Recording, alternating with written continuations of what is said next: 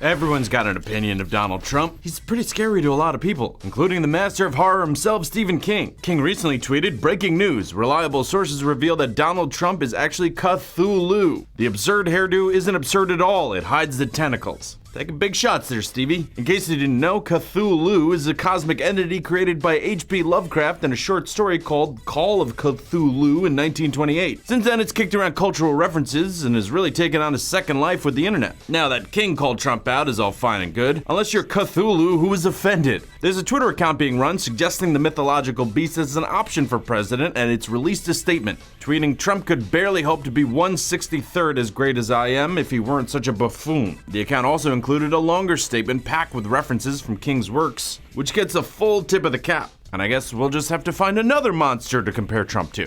I'm Patrick Jones for Buzz 60. Now you know, pass it on.